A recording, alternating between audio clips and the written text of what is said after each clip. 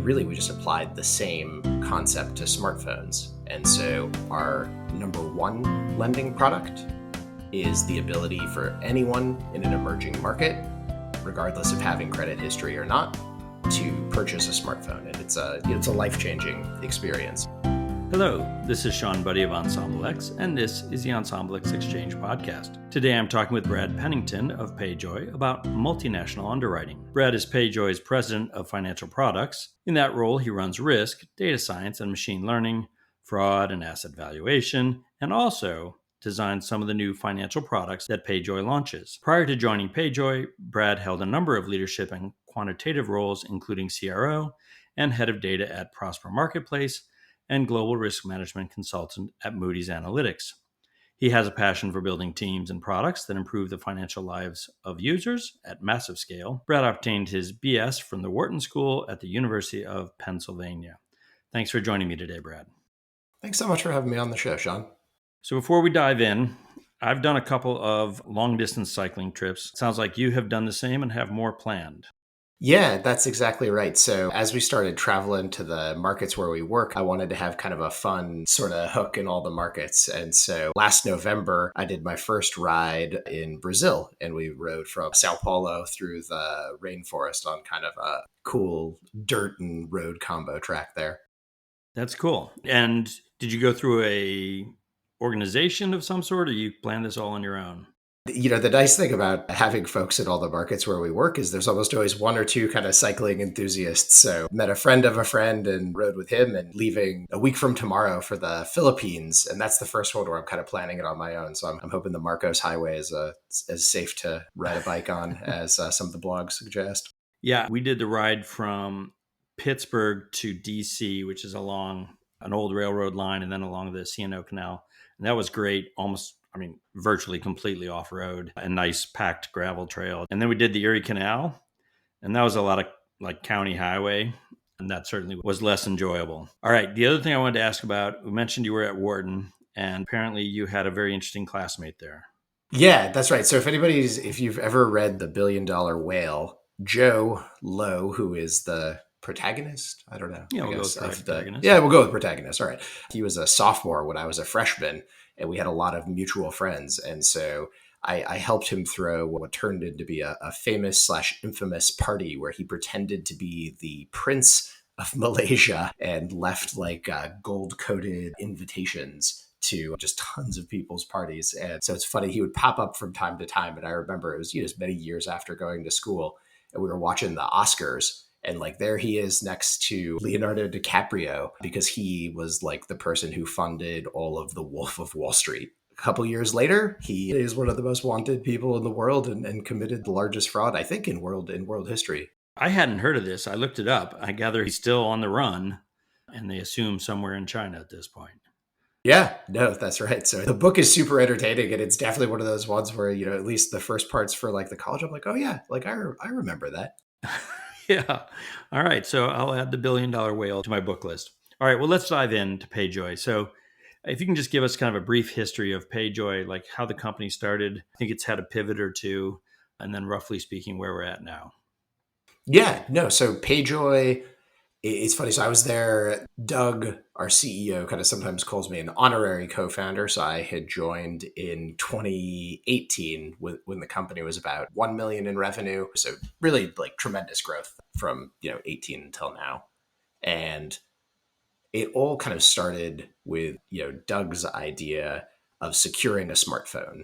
And that's something he had pioneered in sub-Saharan Africa for SolarKit with a company called D-Lite. And that sort of concept became the solar PayGo market there.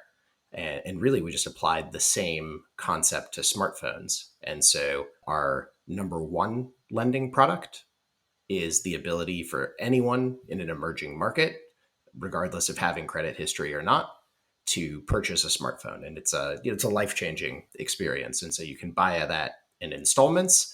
If you don't make a payment, a lock engages and you cannot use the smartphone. Go down to the corner store, make a payment for a week, you can use the smartphone again. So kind of super simple, but that ability, and I know most of the listeners here probably kind of I can't imagine anybody's not into credit if they're listening to this podcast, but that ability to collateralize something, changes the game in terms of who you can lend to. And so we've lent to almost 17 million users now since founding, and we're bringing so many people into the credit system globally. It's incredibly exciting. Yeah, it has been great to see the growth. So what is, you're in 8 countries now. What is that decision framework? How do you decide which new markets you want to get into? Yeah, absolutely. It's been interesting too, because that's really changed a little bit over time. So the kind of the thing that has never changed has been finance for the next billion is kind of our core mission. And so that's, there's 2.7 billion people that are not a part of the credit system, broadly speaking. And, our goal is to change that. And so now the biggest weight for us tends to be just the size of the market. Like, what is the size of the underbanked, like no credit history market in a given place? And that's why this year in Q4, we're planning to launch Indonesia. Next year, planning to launch in India. It's just the market there is so large. Historically, those were markets we had kind of stayed away from. So when we were smaller, there were a lot more considerations like, can we actually lock the devices that are sold in that market? Right. That blocked us for a long time from certain markets, especially in Southeast Asia. And then just the regulatory complexity. It was harder to imagine handling that when you were kind of 30 people predominantly in the US. And it's a lot easier to imagine that now that, we're over 1,000 people kind of globally. Yeah, that is kind of crazy growth. And I want to come back to that a little later.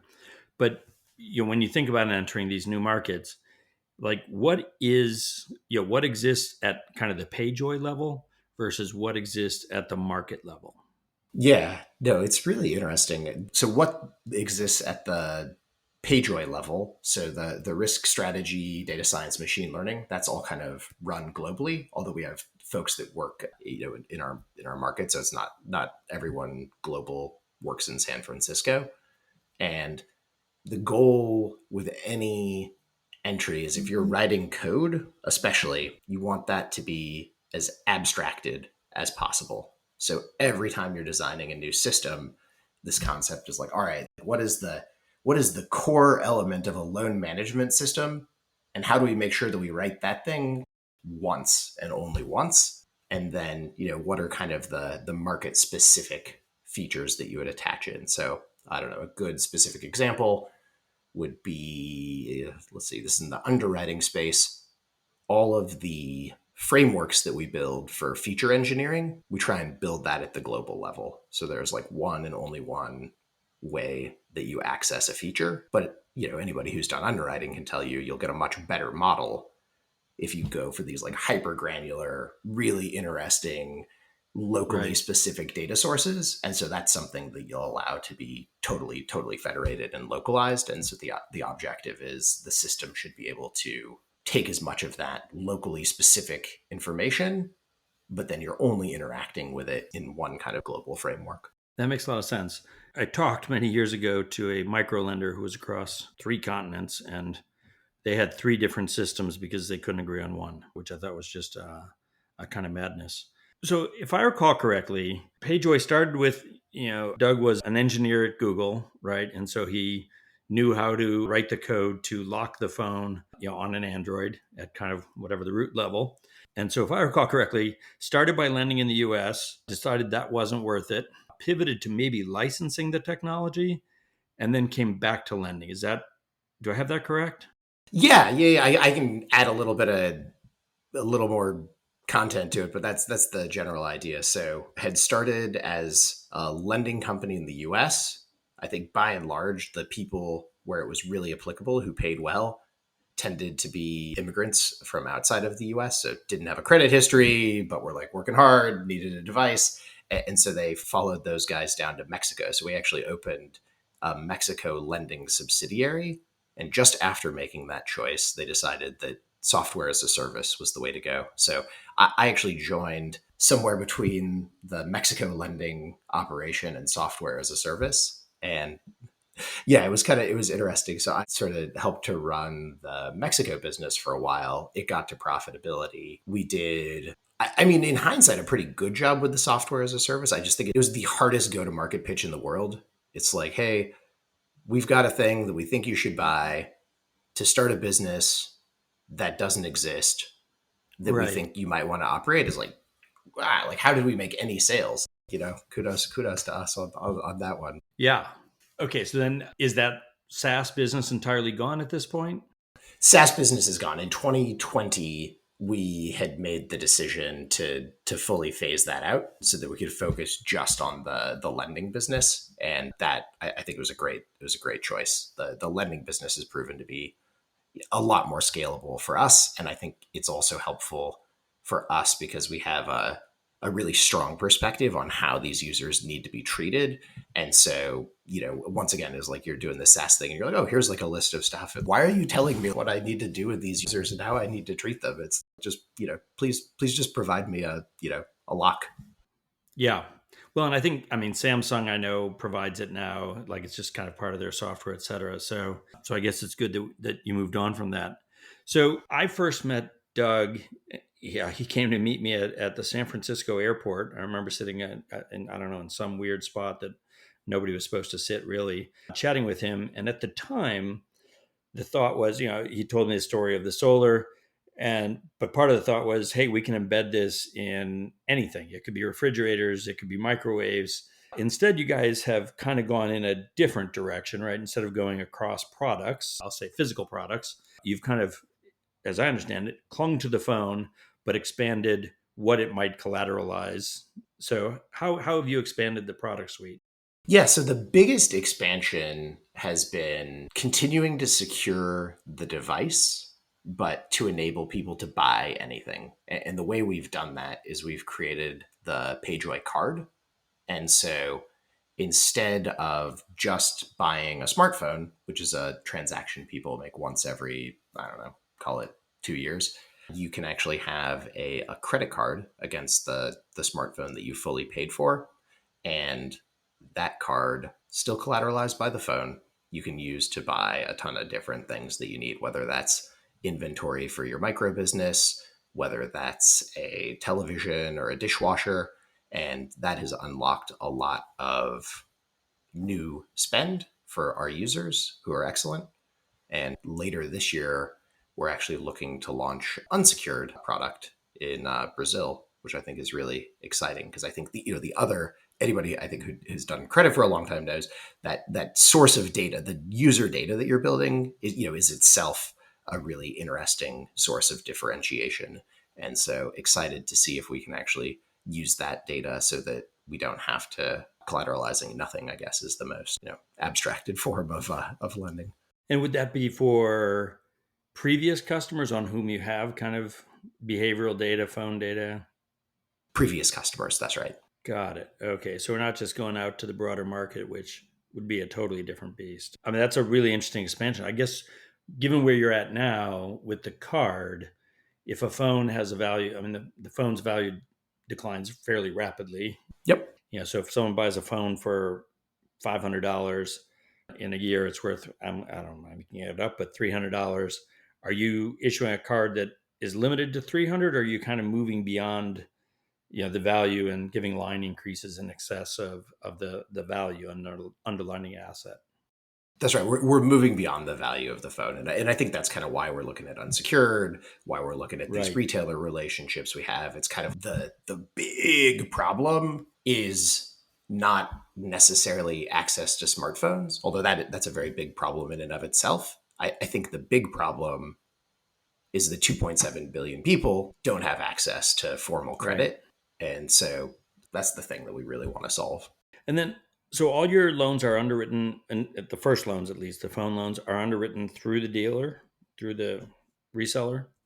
I guess that's right. The system that we operate is globally scalable, so you can launch it pretty quick in any market. And the clerk who works at the merchant has a login, so they can log into the system and enter the information for the person who's applying, and then it gets underwritten there. So the user's interaction is with the clerk, but kind of what we were talking about of like what's localized versus what's centralized. All of the data pulling, all of the underwriting, Yep. We use risk-based pricing in all the markets. That all kind of happens at the central level. So you can have a pretty granular underwriting system that looks a lot like what you would get if you were going direct to consumer, and we're just delivering that through a brick and mortar kind of clerk console. And I mean, this isn't white labeled, right? The customer knows that they're working with PayJoy. That's right. It's not. It is not white labeled, so the customer knows the person providing finance is PayJoy. Got it. So how hard is it to train all these clerks in 8 different markets? That is a great example of something I'm very happy that we have localized. And I, no, it's tremendous. I mean, you can do a lot with, and I think our product team does do a lot with, making sure that the process itself is intuitive. But you're exactly right. I mean, that's part of the reason why we have so many employees globally. A big part of it is clerk satisfaction and training, user satisfaction and training. That's all stuff that requires still quite a few folks to do. Being able to essentially brick the phone, obviously handy, but there's also pieces of the phone that are useful, even if the phone has been bricked. So what do you do to mitigate fraud? Which varies across markets and it varies across time, right? As soon as you solve it in one way, they figure out a different way.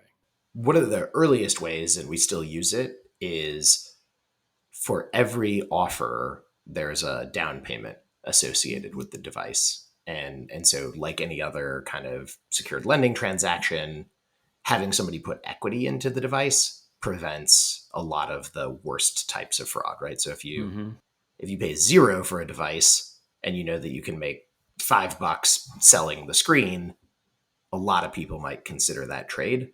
Whereas, if you have to put $50 into the device and maybe the parts are only worth $70, now all of a sudden it's like, do I really know somebody who wants to buy a CPU? Not enough margin. Do I really? Yeah, exactly. Not enough margin for the fraudsters. So the down payment has been one tool that we've used since the beginning. We also have built a really cool, we built this a couple of years ago, a outlier detection system that scales globally called Cyborg is what the team kind of lovingly calls it. I always describe this in a way that makes it sound really boring, but it basically, you have a Bayesian outlier detection system. And so it's cool and beautiful in the sense that it's totally globally abstracted. So we launched the Philippines last year. People started selling, people started logging in. Not a single line of code was written. All of a sudden, the fraud ops team had cases in the Philippines that were getting put into the queue of, clerks, merchant locations that were problematic, and they were able to investigate. It's a really powerful example of how you can globalize that kind of simple concept. And, that's been really accretive to the business since we launched it back in end of 22, I think is when we launched that.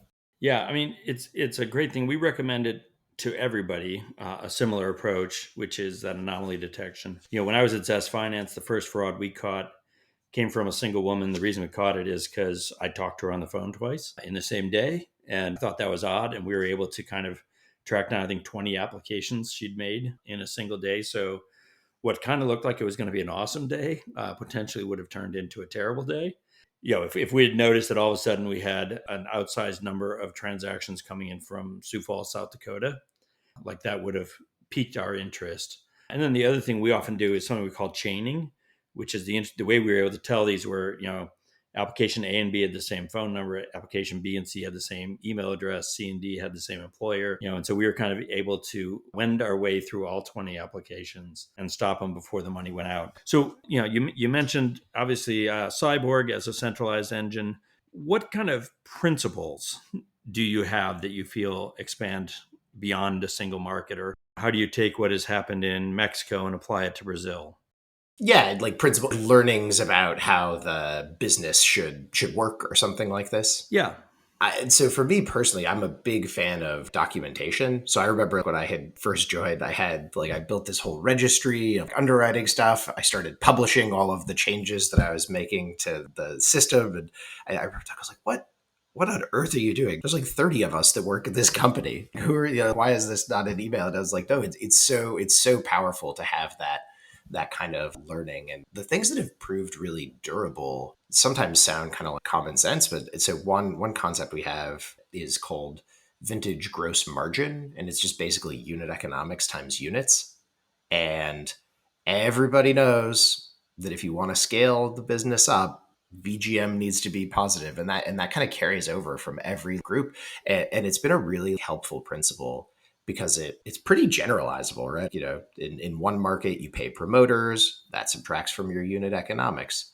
In another market you don't, and so maybe it's thicker. In some markets the phone cost is low, which means your yield needs to be higher, but the total message is VGM needs to be positive. I like that. I've never heard of that one before. So as we think about moving into new markets, you mentioned India. So let's just take that as an example. When you go into India, are you dipping your toe in, or do you have a way of expanding more rapidly because of the experience you have from your other markets? I think, yeah. Well, India is kind of a funny one. India is a pretty extreme example because of some of the data localization and just some of the requirements. Fair enough. How about Malaysia? Okay, sure. Malaysia. Let's take Malaysia. So some places less regulatorily and technically complex. Everybody, the first thing that you do is to keep things kind of capital efficient.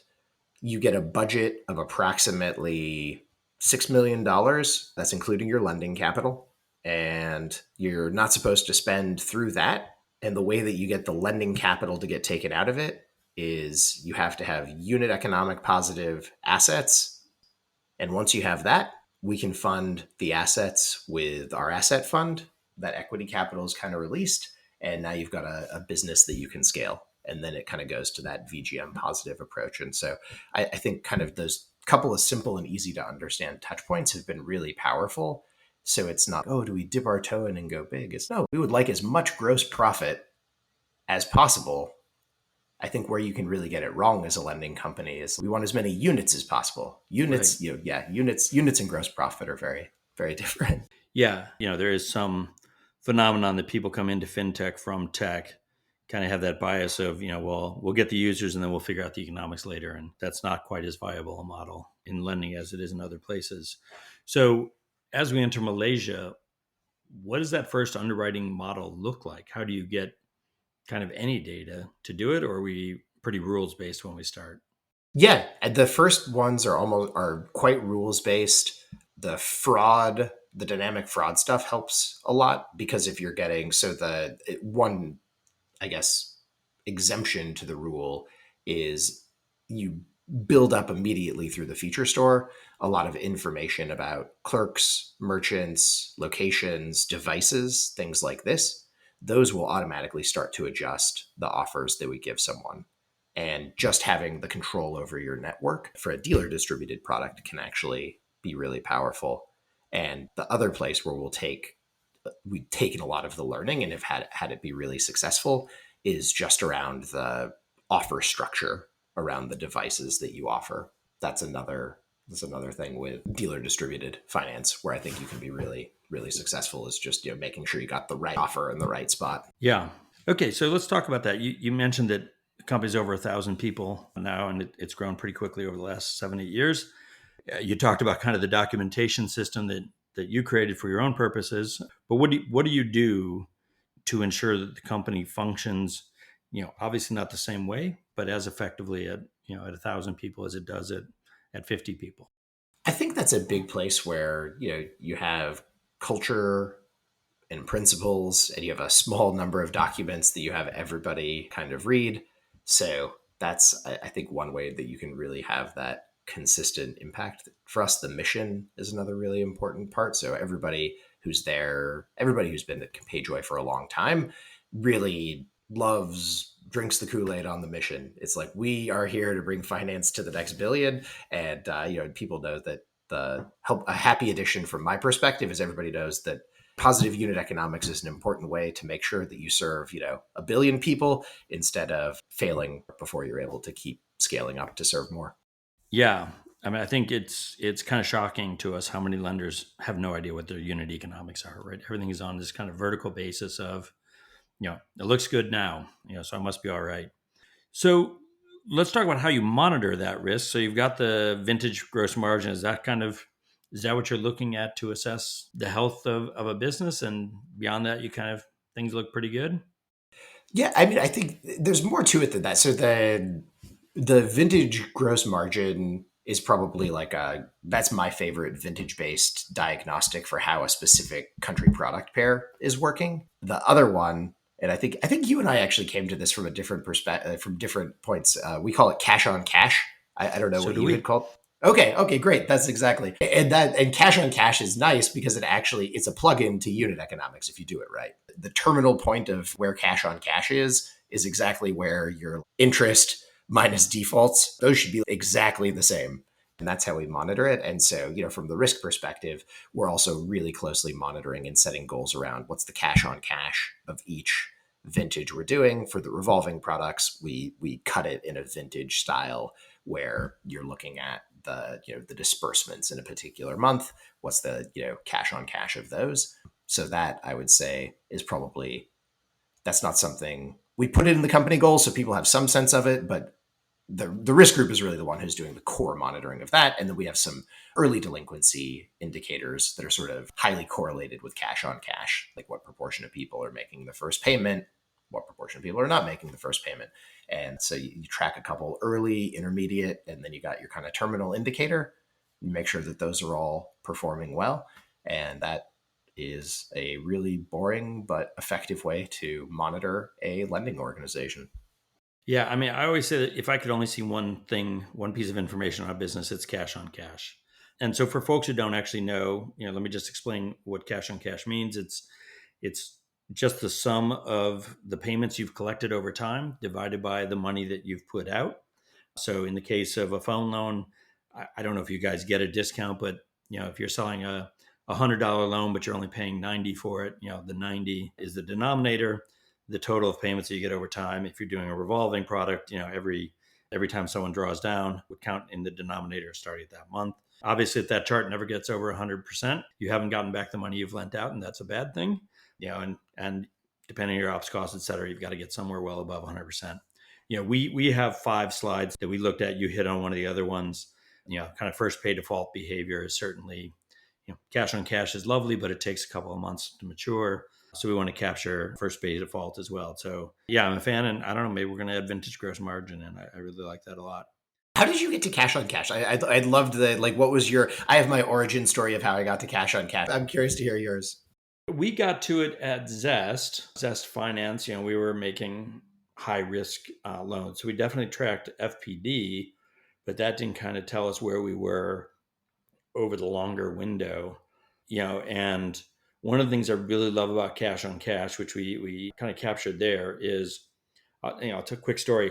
We were working with an auto lender, and the risk guy said, "Hey, our delinquency and loss rates are much higher on lease.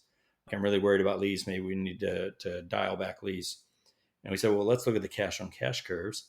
And we looked at the cash on cash curves, and they're exactly on top of the loan curves. And we're like, congratulations, like you've already priced the risk in, right? So that's why I like it so much. It captures, as you said, like the combination of pricing and defaults without kind of explicitly counting either of them. And so, yeah, it started at Zest. And, I say kind of the 3 stages of a lending business are: first, you get your money back, right? So you get to 100% on cash. And then you get to the point where you're covering all your marginal costs, the variable costs on a given loan.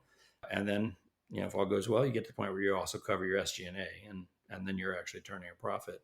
And so cash on cash is just a great way to kind of measure your progress against those. No, all right, cool, man. That's funny. That was the first startup that I worked at failed, and it in between working with the Goldman Special Situations group, and just having fun because I was getting paid to do nothing. One of my side projects I built for myself before I took another job, as I really wanted to understand, is there something we could have tracked that would have helped? And it's actually how I got to cash on cash, and so I've used it ever since. And that was the one I was, of course, it's so stupid and fundamental, but you must collect more money than you give out. Otherwise, you've got a problem. Yeah. We've had this debate on the revolving side of whether or not it works on revolving. But at the end of the day, if you don't ever get to 100% money back on a revolving product, you're running your own Ponzi scheme. And the worst kind of Ponzi scheme is the one where you put yourself at the bottom of the pyramid, so to speak. So yeah, let me get you out on this kind of question. So you guys have done kind of a rare thing in this space, which is you've really grown quickly. I think about 35% annually, but you're also profitable. Most fintechs kind of feel like that's a trade-off. We've always talked in lending businesses, you can speedboat, which is you outrun both your losses and your profits. And so you kind of frequently have to slow down a bit to let the profits catch up, also the losses. So yeah, how have you guys balanced that and how have you pulled it off? I mean, I think balancing it, the only place I think is some of it goes back to this vintage gross profit kind of view and really getting that into the DNA. And so it's something I'm really proud of. If there's anything like really that I brought that I think was valuable was that view of the middle of the income statement is so powerful for a lending business. And looking at the business in that way, I think one way that people can really get it wrong is you can really overspend on marketing or you can really overspend on customer acquisition. And this vintage gross margin idea was meant to kind of capture that. And I from like other experience that I had, right? So vintage gross margin was something I thought of later after the cash on cash curves. And I just noticed, I was like, oh man, we keep talking about LTV. We keep talking about like amortizing, this acquisition cost, but the reality is the world can change really quickly on you. And so if you fully take that acquisition cost in and you focus really closely on optimizing the gross profit and kind of taking a lot of that cost in early, it generates more cash flow more quickly. Up until 22, we were willing to optimize the middle of the income statement, but we didn't care as much about net income, right? So it's like, all right, we can grow our SG&A faster than middle of the income statement. Not a problem, right? That's just called we're making smart investments and the smart investments are going to pay us back. At the time, I mean, I think a lot of folks had kind of scary experiences when interest rates dislocated, people are dropping 60% of their enterprise value on the floor overnight. And, for us at that point, and at least through now, that's kind of when we were like, nope, you know what? We are going to make this thing profitable. We want to scale it fast, but we want the totality so that we get net income out of the bottom so that we can really just run that. And that's actually where being a mission-driven company, I think, really helped us is we're there to serve our users. And so just this thing existing, is more important than the speed at which you can grow it. And the cool thing, and I would say that maybe this is a learning that we got because of the mission orientation that I would pass on to other folks, is you can actually grow really fast and profitably if you're willing to kind of force yourself to do profit first. And you got a great TAM. You got smart, awesome people that you're working with, you're building great systems. You can absolutely grow quickly and profitably. Or at least I'm happy to report that we've been able to do it. So I'd encourage others. So it is possible.